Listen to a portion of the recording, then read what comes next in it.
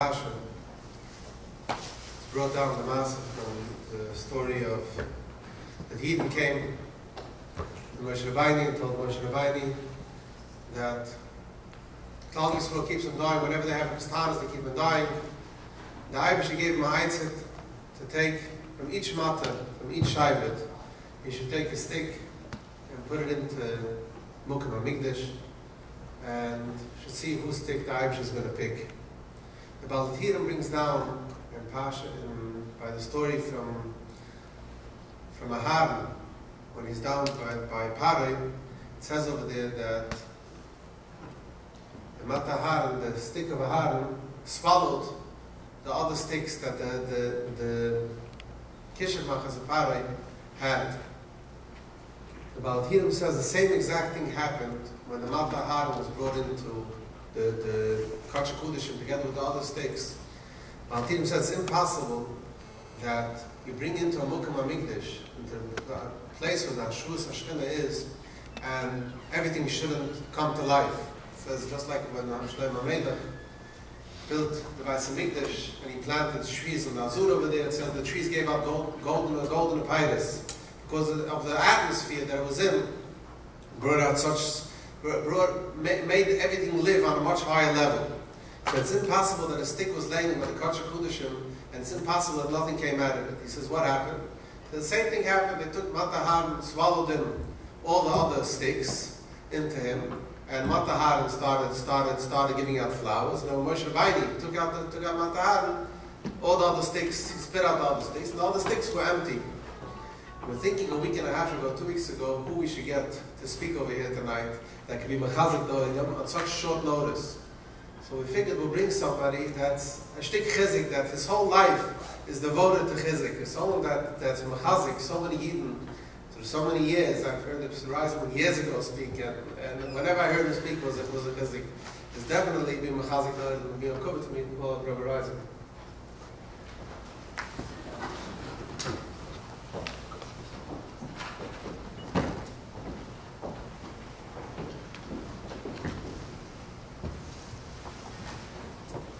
Thank you. I didn't hear that well. You said whenever I speak it's a chizik, or you said it's a chayzik? I wasn't sure which.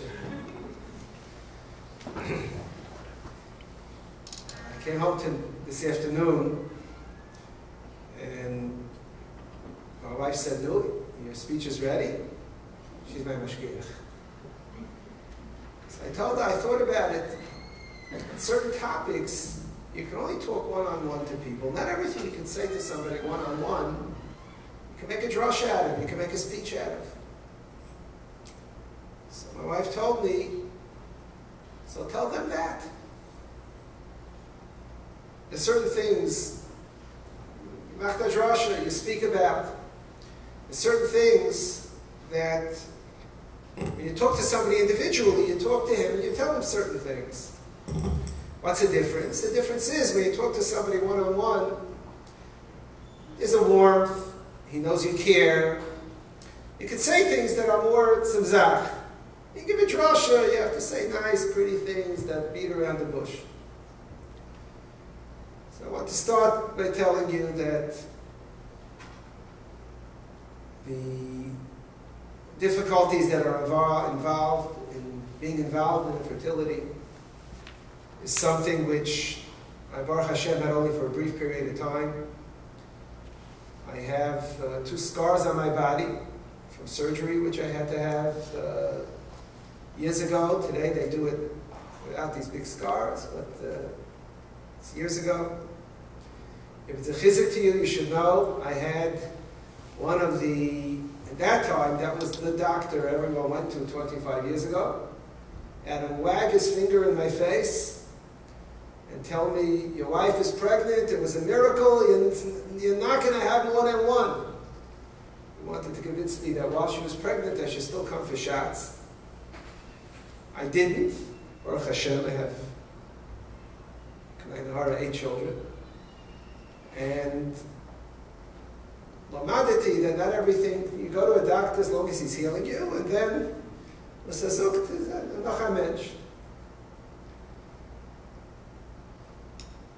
from that background, would like to share with you the thoughts that I have regarding the difficult periods that sometimes that people have to go through.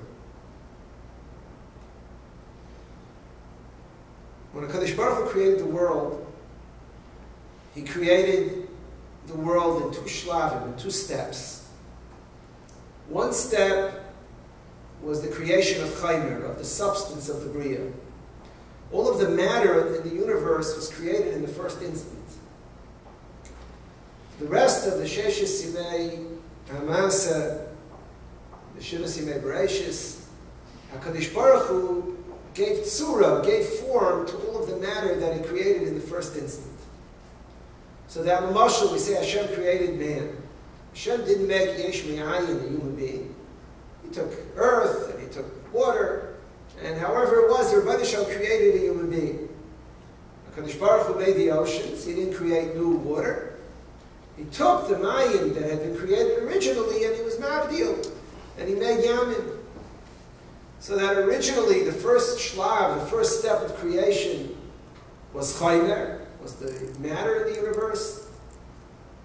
And the rest of the days of creation were the siddur, the putting together in order, what we call the tzura, the form. HaKadosh Baruch Hu gave form to everything.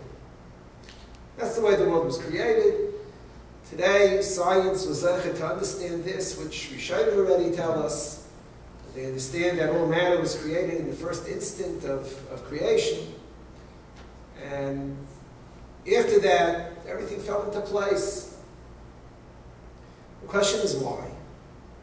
Why did Rabbi Shalom create the world, first chaymer, and then tzura? HaKadosh Baruch Hu understood to create the world basar v'amaros. Litein schar, to those who are Mekai in the world that was created in Asar v'amaros. So Hashem decided, Kaviyachol, it was His decision to make to do basar v'amaros. So why all matter is in the first instant, and making it tzura, giving form to substance, took all of that long period of time? Why? So we understand that whatever HaKadosh Baruch Hu told us that He, Kaviyachol, did, is for us to emulate. We have to go and do in the Mahalach of the Rabbi Yisroel. To make chaymer, to create substance, yesh me'ayin, a human being can never do. We can't create things. That first step of my separation, HaKadosh Baruch Hu did in an instant, not what to learn from, not to emulate. Has nothing to do with us. What does have to do with us is that HaKadosh Baruch Hu was Tzar Tzura. HaKadosh Baruch Hu formed, gave form to all of the matter that Hashem created originally. And over the Yemei Bereshis, HaKadosh Baruch Hu made the Yamim, the Naharais, HaKadosh Baruch Hu made the Kechei HaShemayim, the sun and the moon. HaKadosh Baruch Hu gave form to life, to human beings, to animals, and to birds. This was all giving tzura, giving form to Ma'aseh Bereshis. As a matter of fact, those of you who learned the Gemara know that the Gemara asks, Asara Ma'amaros, there are only 9 Vayomers.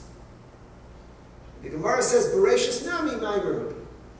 That Bereshis, the first instant, creating everything, is also Maimer. It's also one of the 10 steps of creation. But it's hidden. We're not told Hashem did it. We're told Bereshis Bara was there. Because creating chaymer is not biyadenu. It's not something the Rabbi Shalom expects from us. Our job is to give tzura to the chaymer that's in the bria. And that is the entire Maaseh Adam in this world. If you look around, people are giving form to substance. That's what the world is about. You build a house, you take matter, you take bricks, you take stone, you take cement, and you give it form. You make a cake, you take matter, and you give it a form, you make a cake. You sew a garment, you take threads, you give it a form. All of Maaseh B'nai Adam is giving tzura, is giving form in this world. There's no creation in this world. There's no yesh me'ayin. It's all giving form. And when we understand the world we live in, that it's just a world of making tzura, of giving form, it may give us a different perspective on the challenges that we have. You know, sometimes I deal with boys who have sfeikos in emunah, have certain questions in emunah. Sometimes in yeshiva, sometimes parents bring a child to me who tells me that he has sfeikos in emunah, he wants to talk about it. So whenever someone tells me this, I tell them that I can talk about certain things, but there are two things that I can't really discuss with anybody, because there are certain things which in my mind no reasonable person would have a question about. You can't come to me and ask me to discuss with you that this is wood. Let's have a discussion. I don't believe it's wood. I wouldn't find the right words to explain that it's wood, because it's wood. What's it to talk about? If it's something that I see there could be two sides to, then I can discuss it. When people talk about sfeikos and emunah, so I tell people there are two things that I cannot discuss. One, that the world was created. If you have sfeikos, maybe the world came about by itself, there was a big explosion, and the world suddenly existed, and you don't believe there was a creator. So you have to find someone else to talk to about it. If you have sfeikos, you have to talk about it, but I can't discuss it, because to me, the notion that the world came about by itself, I mean, you're going to tell me that this little plastic thing came by itself, I wouldn't believe it. So you tell me the world came by itself, it's not something I can discuss. The second is the issue that once we say there was a creator, that the world has a purpose, that there's a purpose in the Bria, it's also something I would find very difficult to discuss, if you can discuss what's the purpose. But if someone will tell me, maybe the world just, Hashem created the world and he went away, went on vacation. And there's no purpose. If you want to discuss that, I can't discuss it with you, because to me it makes no sense. If you would tell me that somebody went and he built something, and I look at it and I don't know what it is. I remember when we got married, we got a gift. We opened it up. We could tell it was very expensive. But we could not figure out for the life of us what it was. It was the shape of a bowling ball, with an opening on top. We had a machlekes if it's a vase. It didn't look like a vase. We had chalukei deis what it was. We brought it back to a fancy place in Manhattan. We still don't know what it was, but $400 we got for it. But I have no doubt that the person who made it knew what it was, because nobody makes something unless they know what it is. So there's got to be a purpose in the world. Hashem created. There's got to be a purpose. You want to talk sfeikos? Why? I can talk. But these two nekudas, that there was a creator, and that there's a purpose in the world, if you question that, it's hard for me to discuss it with you. The truth is, I've never had a yid who's in a healthy state of mind tell me that, no, he has sfeikos on these two things. These two things are somehow, b'sherish nafshenu, we understand that the world didn't come about by itself. And that there has to be a purpose. Nobody makes anything without a purpose. If you show me a small item that someone made, I know there's got to be a purpose in it. Might be a good purpose, might not be a good purpose. But nobody makes anything without a purpose.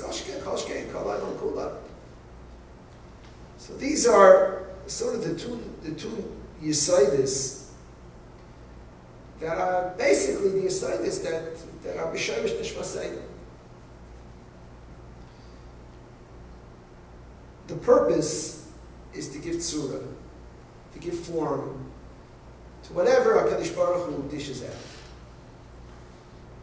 Just as we can't create things, we can't create matter, it's not b'yadeinu to create what it is that comes our way in the Bria. Our job is to give tzura, is to give form, to give proper form. And when a person has a difficulty, a person has a period in life where things are hard, a period in life where for an extended period there are disappointments, a period in life or an extended period there are moments of hopelessness, and this happens in various areas of life.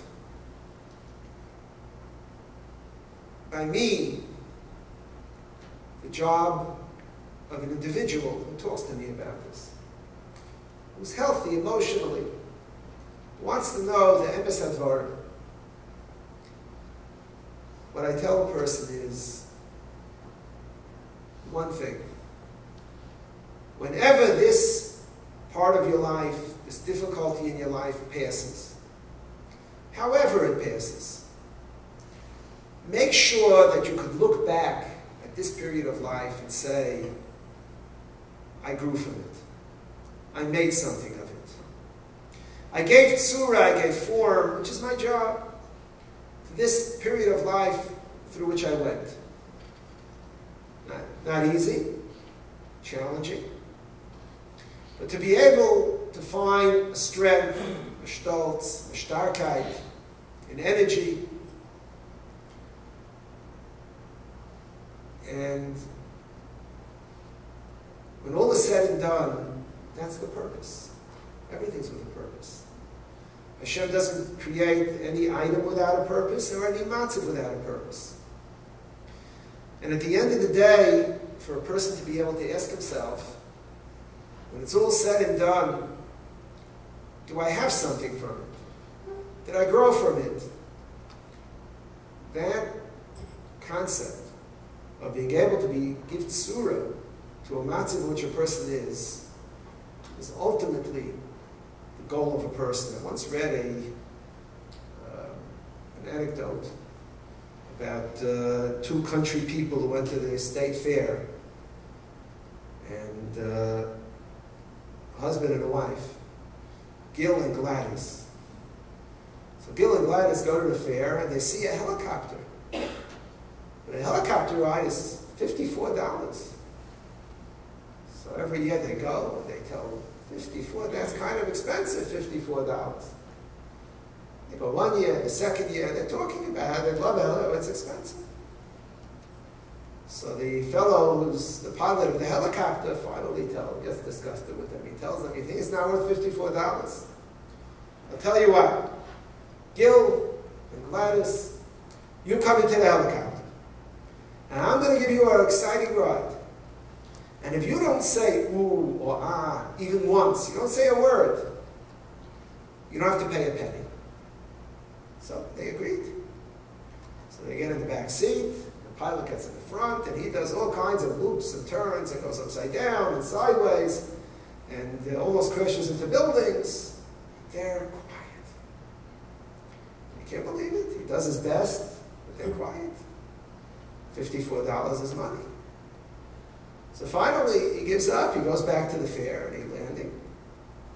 And he says, Gil, I can't believe you did it. You're quiet the whole time. They never had passengers that were quiet. So Gil says, yep, $54 is money. I'll tell you, I almost messed up when Gladys fell out.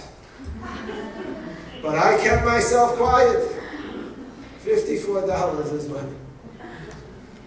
Sometimes I think when the Rabbi Shalom takes us on our own journey in life, that HaKadosh Baruch Hu is doing twirls and turns and upside down and sideways, and there are challenges.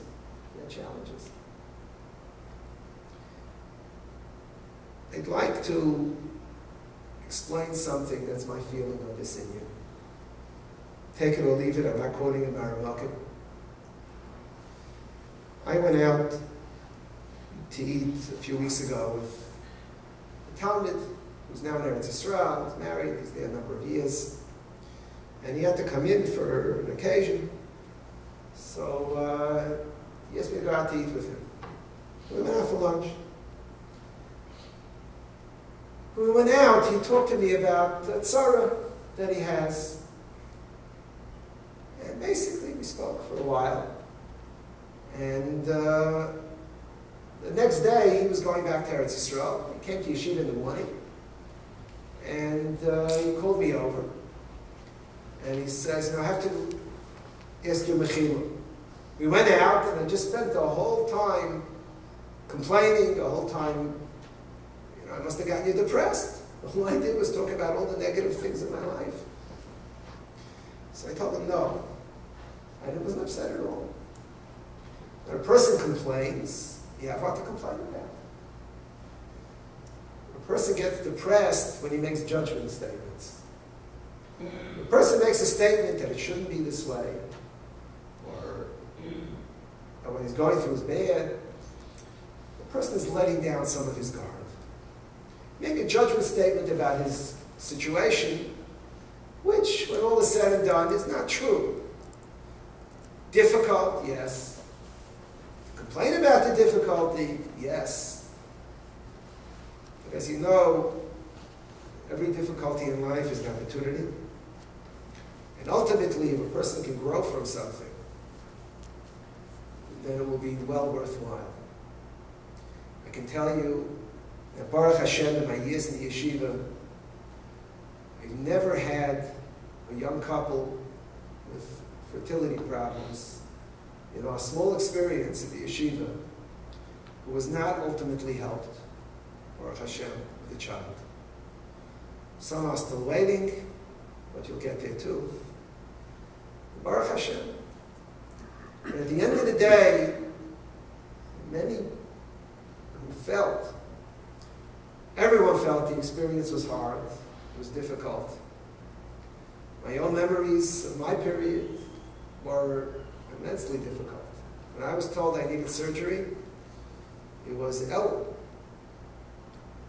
And if I had the surgery right away, I might not make it to shul for Rosh Hashanah. Otherwise, I have to push it off another month. And you all know at that stage what it means, another month. And I wanted to do it right away. So I asked Rabbi, I need surgery, but I may not go to shul Rosh Hashanah. It's not an emergency. I can have a surgery a month later. So Rabbi told me, no, you're an oisik mitzvah. This is your mitzvah at this time. Your primary mitzvah in your life now is to straighten this out. You do what you have to do, and if you end up not in shul Rosh Hashanah, you're not in shul Rosh Hashanah. It's a way of looking at it. It's a purpose. It's a goal. It's hard. There's what to complain about. But when it comes to an end, it's behind you to be able to look back and to be able to feel that from the experience there was something positive. There was something good, a certain strength, a certain coming together of a couple. I remember during that stage reading in the Shlah. The Shlah writes, he writes, Da lecha b'ni, he writes, no, my son, she'ein lecha bia ubia shaloi noilad mimenu klum. If there's no time that a couple are intimate, that nothing is created. Something is always created. Anything positive a person does gives tzura to the bria. The ultimate tzura is a baby. It says about a baby, HaKadosh Baruch Hu is tzar tzura, b'sech tzura. HaKadosh Baruch Hu creates a form within a form. But every dalacha b'ni she'ein lecha bia o bia shaloi nilu mimenu klum. The bracha of Ma'ato Gibar, Chayim Mesim Atarav Leishia, saying Nechalka Chayim Chesed, Chayim Mesim Barachim and Rabbi. And in the bracha of Tchias HaMesim, we say Samech Neiflim, Raifei Chaylim, Umatir Asurim. And again, when I was in this situation, when we were going to fertility doctors, at first my wife was going, until we discovered it was my problem. So I read there in the Gra that these expressions in the Chayei HaMesim, Samech Neiflim, Raifei Chaylim, Umatir Asurim, Samech Neiflim refers to people with financial difficulty. Aniyim, that HaKadosh Baruch Hu helps. It's also a Tchias HaMesim. For Raifei Chaylim, people who are very ill, it's also a Tchias HaMesim. Umatir Asurim, he teaches that HaKadosh Baruch Hu makes pregnant those who are not pregnant. Asur is to be tied up, for the womb to be closed.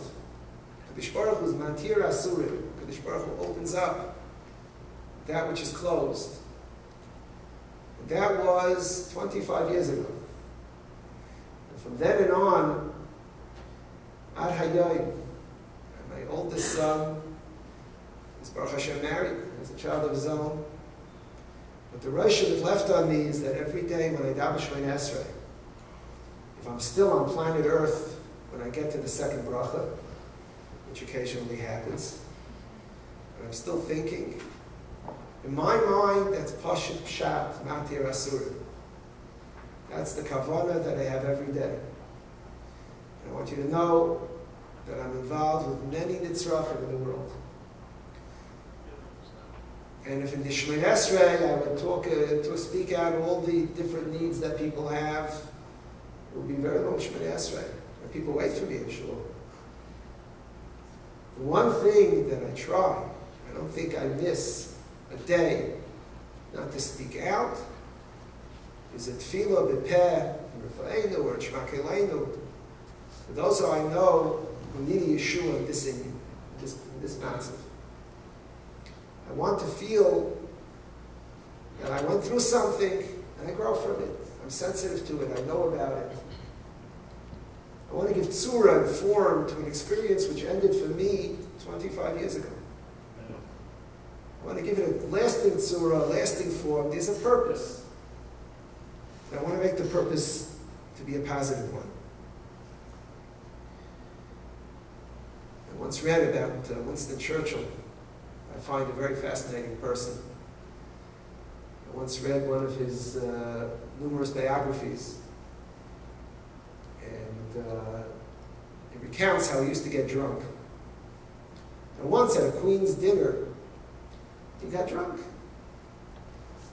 And one of the proper ladies of British royalty came over to him with his nose in the air and said, "Mr. Churchill, you are drunk."